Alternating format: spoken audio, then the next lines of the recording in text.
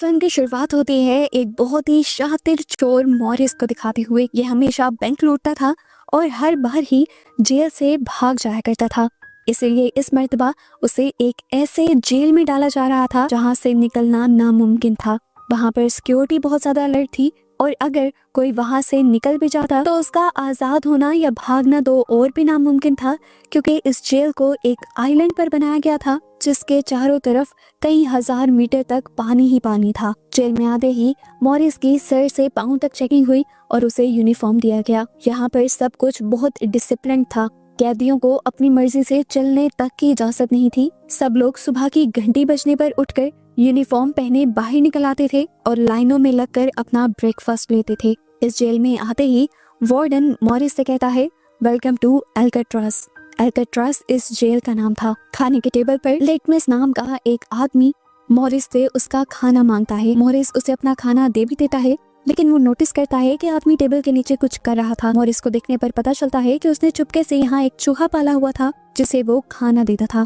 थोड़ी देर बाद मॉरिस को यहाँ पर बुलाता है उसका वार्डन, जो उसे बताता है, मैंने तुम्हारी कई कहानियां सुनी हैं। तुम हर जेल को तोड़कर भाग गए हो, लेकिन इस जेल को तोड़कर भाग नहीं सकते, क्योंकि यहाँ की जितनी टाइट सिक्योरिटी है उसे चकमा देकर अगर तुम यहाँ से निकल भी गए तो चारों तरफ पानी के अलावा तुम्हें और कुछ मिलेगा भी नहीं। इन्हीं बातों के दौरान मॉरिस चुपके से वार्डन का नेल कटर चुरा लेता है।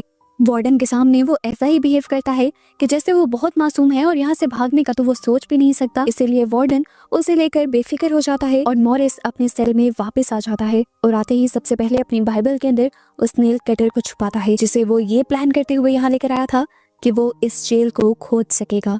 अगली सुबह ये सारे कैदी जब नहा रहे होते हैं तो वुल्फ नाम का कैदी दोबारा मॉरिस को तंग करता है, जो पहले भी कई मर्तबा उसे तंग कर चुका था। मॉरिस ने पहले तो शराफत ही दिखाई थी, लेकिन अब वो उसे अपना असल दिखाता है और उसकी खूब पिटाई करता है, जिसकी वजह से बेचारा वुल्फ तो सहम कर रह जाता है। उल्टा सारे मॉरिस से और भी ज्यादा डरने लगते हैं, क्योंकि अब तक वुल्फ से सारे डरते आए थे और क्योंकि वुल्फ को ही उसने मार दिया था तो इसका साफ मतलब था कि वुल्फ से तो कहीं ज्यादा ताकतवर है वो। मॉरिस को जेल की लाइब्रेरी के अंदर काम दिया जाता है, जहाँ पर वो मिलता है इंग्लिश नाम के एक आदमी से, जो 40 साल का था और पिछले 20 साल से इसी जेल के अंदर था। यानी उसने अपनी आधी जिंदगी इसी जेल में गुजार दी थी। काम खत्म होने के बाद मॉरिस एक और कैदी से मिलता है जिसे पेंटिंग करना बहुत पसंद था। वो अपने ही पेंटिंग बना रहा था और उसने अपनी शर्ट के ऊपर एक फूल बनाया था। मॉरिस पूछता है, तुम्हारी शर्ट पर तो कोई फूल नहीं। तो पेंटर बताता है कि ये फूल मेरी खुशियों को जाहिर कर रहा है जो मेरे दिल के अंदर है। उसके बाद मॉरिस इंग्लिश के पास जाता है। वो इंग्लिश से पूछता है, क्या हम इस जेल से भाग सकते हैं? क्या आप मेरी इसमें मदद करेंगे? ये बात सुनकर इंग्लिश हंसने लग जाता है, ऐसे जैसे उसका मजाक उड़ा रहा हो, और कहता है कि ये जेल नहीं है, कब्र है, और यहाँ से निकलने के लिए हमें पहले मरना ही पड़ेगा। वो उसे समझाता है कि मान लो अगर तुम इस जेल की बड़ी दीवारों को पार कर लो और यहाँ के सारे सिक्योरिटी कैमरास और रेंजर्स को भी चकमा दे दो, तो भी भागकर कहाँ जाओगे? उस ठंडे बर्फीले पानी में जिसमें जाते ही तुम्हारी मौत हो जाएगी। बेहतर यही है कि चुपचाप इस जेल में जिंदगी गुजारो, कम से कम यहाँ पर तुम जिंदा तो होगे। खैर, अगले सीन में मॉरिस को बताया जाता है कि उसे अब लाइब्रेरी के बजाय कारपेंटर शॉप में जॉब मिल रही थी और हर घंटे के उसे 50 सेंट भी दिए जाने थे। पैसों के लिए नहीं। मॉरिस ये सोचकर हाँ कह देता है कि वहाँ जरूर उसे ऐसी चीजें मिल जाएंगी जो जेल से भागने में उसकी मदद करेंगी। मॉरिस ने यहाँ पर हर एतबार वाले आदमी का पता चला लिया था और उसे लिटमस भी एतबार वाला लगा था। वो लिटमस से इस जेल से भागने का तरीका पूछता है तो लिटमस बताता है कि हर कमरे में एयर वेंट है और उसी एयर वेंट के जरिए ऊपर छत पर जाया जा सकता है और वहाँ से जंप करके इस जेल से आराम से भागा जा सकता है। ये लोग बात ही कर रहे थे कि एकदम से मॉरिस पर अटैक करने के लिए पीछे से वुल्फ आ जाता है, जो अपनी बेइज्जती का बदला लेना चाहता था। मॉरिस अपना कोट उतारते हुए उसी को उस लड़के के हाथों में लपेट देता है और वुल्फ को नीचे गिरा देता है। ये सब वॉच टावर में खड़े हुए गार्ड्स देख लेते हैं और ऊपर से ही शूट करते हुए इन्हें रोक देते हैं। इनकी लड़ाई के बदले इनको सजा दी जाती है टॉर्चर सेल में रहने की। रात भर दोनों को ही तरह तरह के टॉर्चर सहने पड़ते हैं और 2 हफ्ते बाद उन्हें इस टॉर्चर सेल से निकाला जाता है। इस टॉर्चर सेल से निकलने के बाद मॉरिस की हालत काफी खराब हो चुकी थी। उसके बाहर निकलते ही लिटमस अपने चूहे के जरिए उसे वेलकम बैक का नोट भेजता है। इसी दिन मॉरिस के साथ वाले सेल के अंदर चार्ली नाम का एक नया कैदी आता है, जो भी जल्द ही मॉरिस का दोस्त बन जाता है।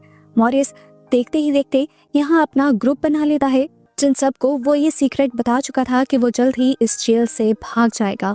इन लोगों की गैर मौजूदगी के अंदर इन सभी के सेल को वार्डन जाकर चेक करता है और जब वो पेंटर के सेल के अंदर जाता है तो देखता है कि पेंटर और भी ज्यादा अच्छी पेंटिंग्स करने लगा था।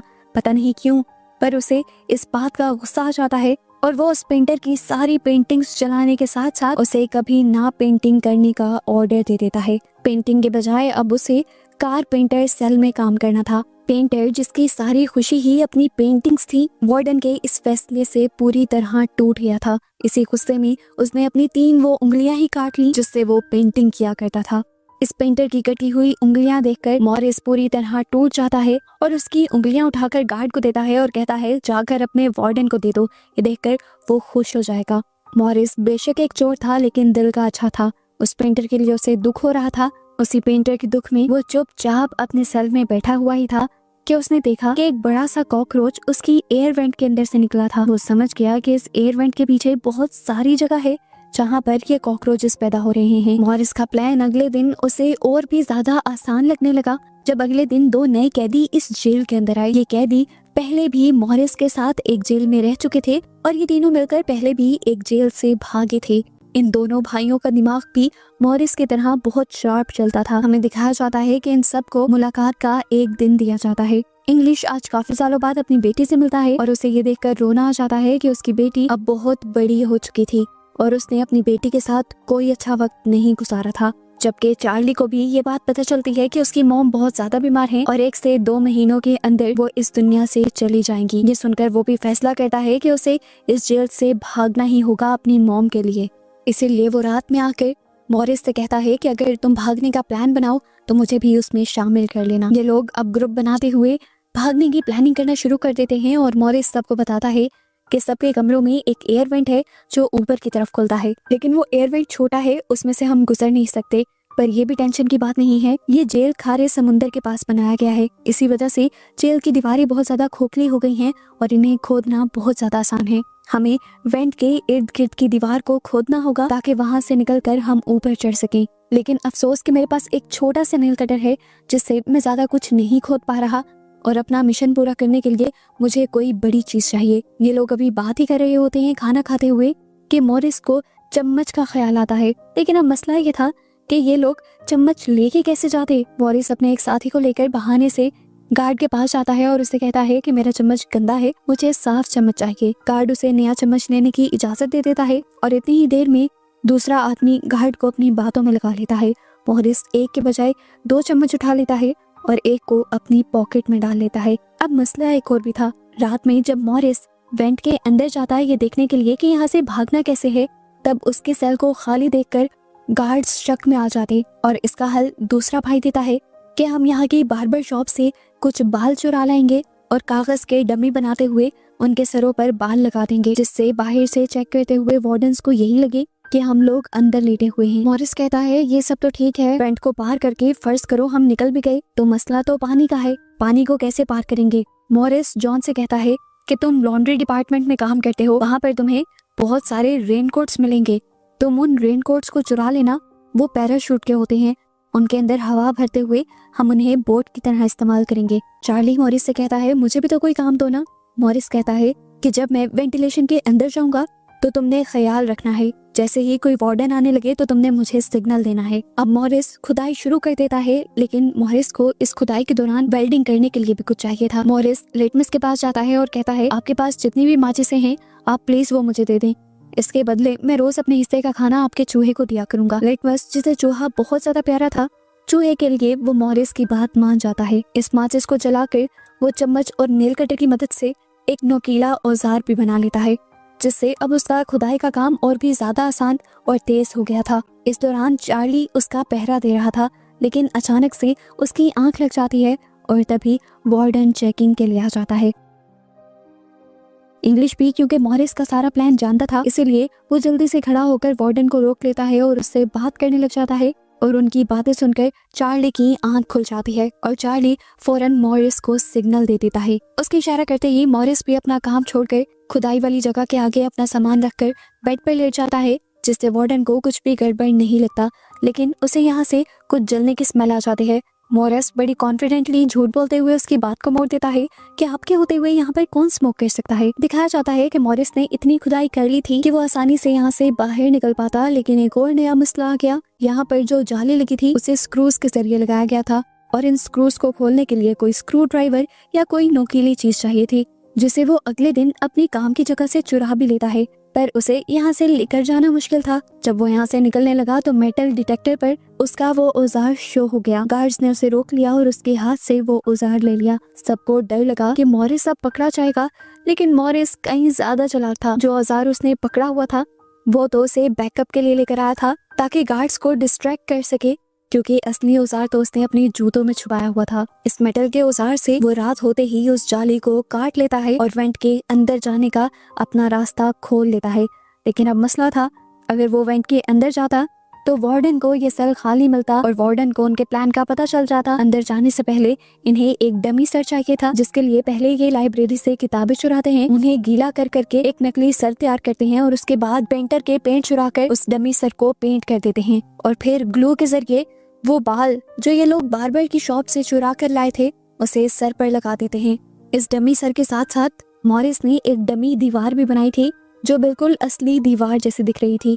ये कार्डबोर्ड की दीवार उसने इसलिए बनाई थी ताकि किसी को भी ये जगह देखकर शक न हो कि इसके पीछे खुदाई की गई है। आखिर सारी तैयारी पूरी होने के बाद रात में मॉरिस डमी सर को अपनी जगह पर रखते हुए उस वेंट के अंदर चला जाता है। वेंट के अंदर जाने पर उसे बहुत सारे पाइप दिखे थे जिनके ऊपर चढ़ते हुए वो सेकंड फ्लोर तक पहुंच गया था, लेकिन अभी भी बाहर जाने की जगह पर कुछ ग्रिल्स लगी थी जिन्हें तोड़ना और उन तक पहुंचना नामुमकिन था। नीचे दिखाया जाता है कि वार्डन की भी चेकिंग की बारी आ गई थी। वो जब करीब से गुजरने ही वाला होता है तो चार्ली मॉरिस को बहुत सारे सिग्नल्स भेजता है, पर ना जाने मॉरिस को उन सिग्नल्स का पता चला था या नहीं। वार्डन जब मॉरिस के रूम के बाहर से गुजरते हैं तो उन्हें मॉरिस के बालों पर शक हो जाता है और जैसे ही वो मॉरिस के बालों पर हाथ लगाते हैं तो मॉरिस बोल उठता है, क्या बात है सर, आज तो आपको मेरे बाल बहुत अच्छे लग रहे हैं। चार्ली की सांस में सांस आई थी कि मॉरिस टाइम पर यहाँ आकर लेट गया था। खैर अगले दिन मॉरिस ग्रुप में खुशखबरी देता है कि मुझे यहाँ से बाहर जाने का रास्ता तो मिल गया है, लेकिन उस रास्ते को ग्रिल्स से बंद किया गया है। मैं अकेला उस तक पहुँच नहीं सकता। उन ग्रिल्स तक पहुँचने के लिए मुझे एक और साथी की जरूरत है। जॉन बताता है कि मैंने भी अपना वेंट पूरी तरह खोद लिया है। रात को मैं भी वहाँ आ जाऊंगा और दोनों मिलकर उस जाल को देख लेंगे। रात होते ही प्लान के मुताबिक ये दोनों अपनी वेंट से होते हुए उस रास्ते के पास आ जाते हैं और इन्हें पता चलता है कि वो ग्रिल सिर्फ रखी नहीं गई थी, उनको वहाँ पर वेल्ड किया गया था और तोड़ना बिल्कुल भी आसान नहीं था। इसको तोड़ने के लिए उन्हें एक चेन सॉ की जरूरत पड़ती। अगले दिन म्यूजिक क्लास में मॉरिस की नजर एक छोटे से पंखे के ऊपर पड़ती है, जिसे देखकर फौरन उसे आइडिया आता है कि वो इस पंखे के जरिए चेन सॉ बना सकता है। इसीलिए वो चार्ली से कहता है कि तुम इस पंखे को अपने म्यूजिक बॉक्स में छुपा लेना। गार्ड्स के चेक करने पर भी उन्हें इंस्ट्रूमेंट बॉक्स के अंदर कुछ नजर नहीं आता और ऐसे काम करने के लिए मॉरिस के हाथ एक और हथियार लग जाता है। पंखे को ड्रिल मशीन में बदलने के बाद मॉरिस और जॉन दोनों मिलकर उस रॉड को काटने के लिए जाते हैं। जॉन मॉरिस को अपने कंधे पर बिठाता है और मॉरिस उस रॉड को काटता है। चेनसॉ की आवाज सुनकर गार्ड्स को भी शक होता है। वो भी ऊपर जाते हैं चेक करने के लिए और इतने में ही ड्रिल मशीन की आवाज बंद हो जाती है, क्योंकि मॉरिस एक पाइप काटने में कामयाब हो गया था और बस उसी के जरिए ये लोग यहाँ से निकल सकते थे। आवाज के बंद होने की वजह से गार्ड भी चेकिंग को नजरअंदाज करते हुए आगे चला जाता है। अगले दिन वो खुश होकर सब लोगों को खाने के टेबल पर बताते हैं कि उन्होंने सारे रास्ते साफ कर लिए थे। अब उनको इस जेल में कोई भी रोक कर नहीं रख सकता था। जॉन के भाई से वो पूछता है, तुम पैराशूट के रेनकोट्स लाए हो? वो कहता है, हाँ सब तैयार है। और ये लोग अब यहाँ से भागने का प्लान बना लेते हैं। खैर अब सब लोग अपने अपने जेल में वापस आ जाते हैं और इंग्लिश जब सब लोगों को किताबें बांटने आता है तो मॉरिस इंग्लिश से कहता है, मैं आज आखिरी मर्तबा तुमसे हाथ मिलाना चाहता हूँ। इंग्लिश ने हाथ तो मिलाया था, लेकिन वो काफी हैरान था कि आखिर मॉरिस ने ऐसा क्या किया, क्या प्लान बनाया जिसकी वजह से वो यहाँ से बाहर निकल जाएगा। वो इस टाइम जेलस लग रहा था। खैर वो यहाँ से चला जाता है और कुछ देर बाद वार्डन मॉरिस के सेल की चेकिंग करने के लिए आ जाता है, ऐसे जैसे किसी ने उनको खबर दे दी थी कि मॉरिस यहाँ से भागने वाला है। वो यहाँ की एक एक चीज की तलाशी लेते हैं, उस जगह को भी देखते हैं जहाँ से मॉरिस ने खुदाई की थी, लेकिन उन्हें यहाँ पर कुछ भी नहीं मिलता क्योंकि मॉरिस ने सारे सबूत पहले ही छुपा दिए थे। उस सुरंग के आगे भी नकली कार्डबोर्ड लगाया हुआ था, जिसकी वजह से इनको जरा सा भी शक नहीं हुआ। वार्डन ने कहा, खबर तो सच्ची थी, एक काम करना, सुबह होते ही मॉरिस का सेल चेंज कर देना। लेकिन सुबह होने की नौबत कहाँ आने वाली थी। आज रात सभी ने रात के ठीक 2 बजे बैंक से निकलकर दूसरे फ्लोर पर मिलने का प्लान बनाया था। प्लान बनाते वक्त तो चार्ली के अंदर काफी हिम्मत थी, वो तैयार भी था, लेकिन जैसे ही वक्त करीब आता गया वो बहुत ज्यादा पैनिक हो गया। मॉरिस और बाकी तीनों लोग तो बैंक के अंदर पहुंच भी गए और काफी देर तक चार्ली का इंतजार करते रहे, पर चार्ली जब नहीं आया तो मजबूरन तीनों को अकेले ही वहां से जाना पड़ा। दिखाया गया कि वो तीनों अपने बनाए प्लान के मुताबिक भाग रहे थे और यहाँ बैठा चार्ली रो रहा था। उसकी आजादी अब उसके हाथ से दूर जा रही थी। आखिर वार्डन की चेकिंग के बाद उसने फैसला किया कि वो भी हिम्मत करेगा और भाग जाएगा, लेकिन वेंट के अंदर जैसे ही वो आया तो उसने देखा कि ऊपर जाने वाला रास्ता उसके कद से बहुत ज्यादा दूर था और वो तीनों अब जा चुके थे और अब उसकी आजादी का सपना खत्म हो गया था। अफसोस करता वो वापस आ जाता है, जबकि यहाँ पर दिखाया जाता है कि चार्ली और उसके तीनों साथी सभी गार्ड्स की नजरों से बचते हुए जेल की आखिरी दीवार के पास पहुंच जाते हैं और बारी बारी वो तीनों फेंस की दीवार पर चढ़ते हुए इस जेल से फाइनली आजाद हो जाते हैं। अब बस इन्हें इस आइलैंड से बाहर निकलना था, जिसके लिए ये रेनकोट्स को बांधकर उसके अंदर मुंह से हवा भरने लगे ताकि उसे एक बोट बनाई जा सके। हालांकि मुंह से हवा भरने में बहुत टाइम लग रहा था, लेकिन इनके पास कोई दूसरा रास्ता भी नहीं था। बहुत ज्यादा हिम्मत करने के बाद आखिर इनकी बोट